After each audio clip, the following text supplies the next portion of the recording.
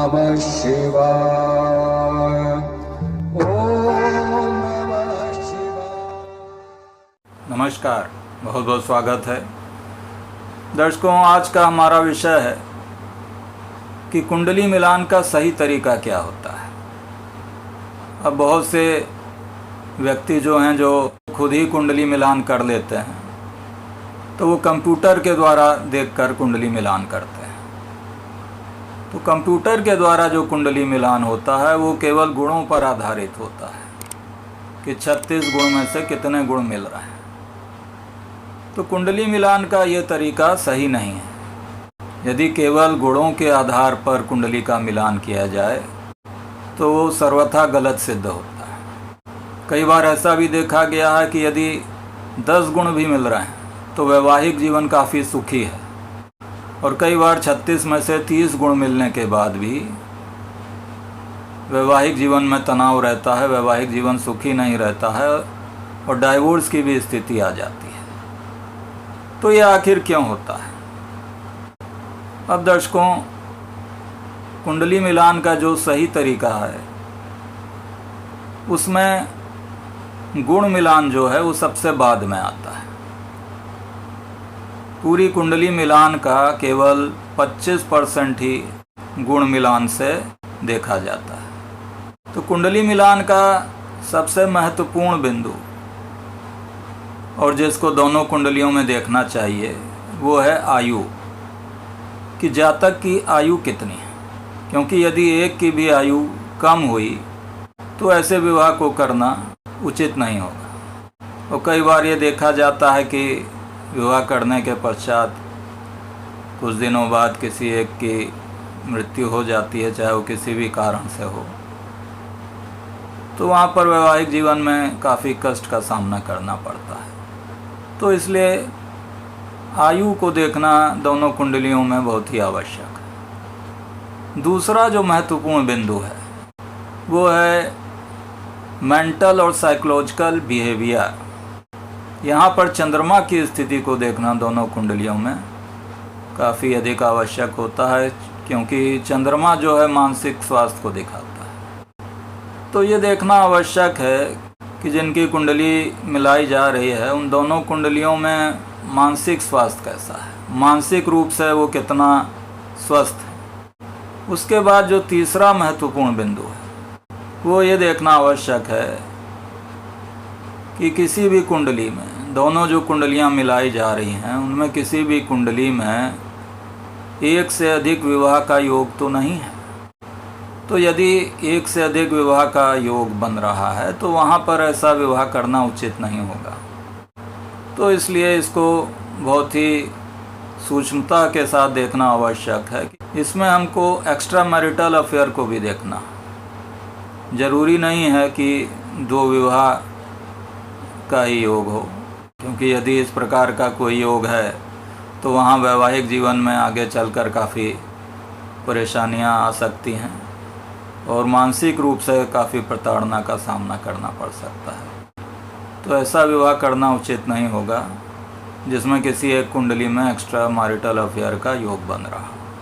उसके बाद जो चौथा महत्वपूर्ण बिंदु है वो है पाप ग्रह साम्य, पाप ग्रहों का मिलान करना।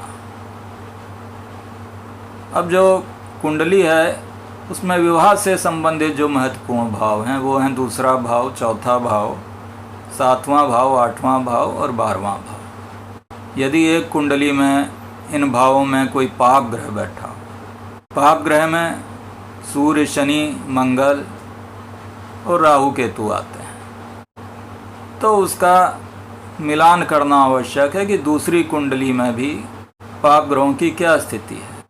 वो विवाह से संबंधित इन भावों में बैठे हैं या किन्हीं अन्य भाव में बैठे हैं, उनकी दृष्टि कहाँ पर पड़ रही है। किसी पाप ग्रह की दृष्टि विवाह से संबंधित भाव पर तो नहीं पड़ रही है। और ये जो विवाह से संबंधित भाव हैं इनके स्वामियों की क्या स्थिति है। अब यदि एक की कुंडली में चौथे भाव की स्थिति खराब है, पारिवारिक सुख की स्थिति अच्छी नहीं है, और दूसरी कुंडली में भी पारिवारिक सुख नहीं है, तो वहाँ पर यदि हम दोनों कुंडली का मिलान करते हैं तो वो ठीक नहीं होगा। वहाँ पर वैवाहिक जीवन ज़्यादा सुखी नहीं रहेगा, क्योंकि वहाँ पर पारिवारिक सुख दोनों कुंडलियों में नहीं है। मांगलिक दोष भी इसमें महत्वपूर्ण है कि मांगलिक दोष की क्या स्थिति है, तो वहाँ पर इसका सूक्ष्मता के साथ विश्लेषण करना चाहिए कि दोनों कुंडलियों में मांगलिक दोष की इंटेंसिटी क्या है, किन भावों से मंगल दोष बन रहा है। क्योंकि कुछ भावों में मांगलिक दोष काफ़ी अधिक प्रभाव रखता है और कुछ भावों में कम रखता है। मांगलिक दोष का कैंसिलेशन तो नहीं हो रहा है, और मांगलिक दोष को लग्न कुंडली, चंद्र कुंडली और शुक्र से भी देखना चाहिए। तो यदि हम कंप्यूटर से देखते हैं तो वहाँ पर वो सही स्थिति नहीं ज्ञात होती है मांगलिक दोष के बारे में। उसके बाद जो महत्वपूर्ण पॉइंट आता है वो है गुण मिलान। अब गुण मिलान जो होता है वो मानसिक समानता को दिखाता है, मेंटल कंपैटिबिलिटी दोनों व्यक्तियों में कैसी है उसको दिखाता है। तो मानसिक समानता का होना भी आवश्यक है। तो गुण मिलान जो होता है मुख्यतः चंद्रमा किस राशि में बैठा हुआ है, किस नक्षत्र में बैठा है, उसके आधार पर किया जाता है। तो यदि दोनों व्यक्तियों में मानसिक समानता होगी तो वो स्थिति शुभ होती है। वहाँ पर दोनों में अच्छी निभेगी, अंडरस्टैंडिंग उनमें अच्छी होगी। तो इसको हम ग्रह मैत्री के द्वारा भी देखते हैं, भाकूट के द्वारा भी देखते हैं, नाड़ी दोष के द्वारा भी देखते हैं।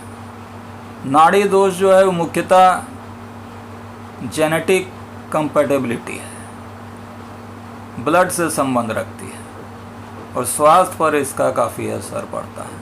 तो इस प्रकार मानसिक समानता को देखने के लिए और फिजिकल समानता है कि नहीं, मेडिकल रूप से, जेनेटिक रूप से समानता है कि नहीं, इसको देखने के लिए गुण मिलान को करना आवश्यक है। यदि गुण मिलान में अच्छे पॉइंट्स मिलते हैं तो वहाँ पर दोनों व्यक्तियों में मानसिक रूप से काफ़ी अधिक समानता रहती है, दोनों में अंडरस्टैंडिंग काफ़ी अच्छी रहेगी, भावनात्मक रूप से उनका संबंध अच्छा रहेगा।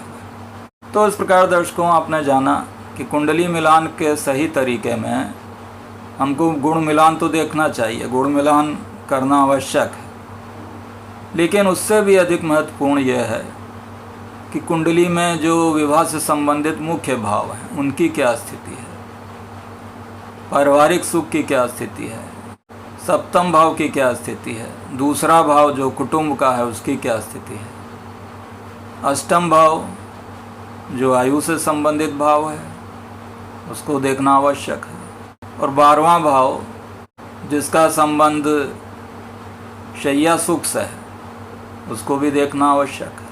तो इसमें मुख्यतः आयु को देखना आवश्यक है, दूसरे विवाह का योग है कि नहीं इसको देखना आवश्यक है, कोई मानसिक समस्या तो नहीं, साइकोलॉजिकल समस्या तो नहीं है, इसको देखना आवश्यक है, और पाप ग्रहों को देखना आवश्यक है कि दोनों कुंडलियों में विवाह से संबंधित भावों पर उनका समान प्रभाव हो। तो इन सब बिंदुओं का विश्लेषण करने के बाद ही कुंडली का पूर्ण रूप से मिलान होगा। यदि हम केवल गुण मिलान कर ही ये निश्चित कर लें कि ये कुंडली मिल गई या नहीं मिली तो वो सर्वथा अनुचित होगा। तो आशा है कि आपको मेरा वीडियो पसंद आया होगा। यदि वीडियो पसंद आया है तो कृपया लाइक करें, शेयर करें और सब्सक्राइब अवश्य करें। धन्यवाद।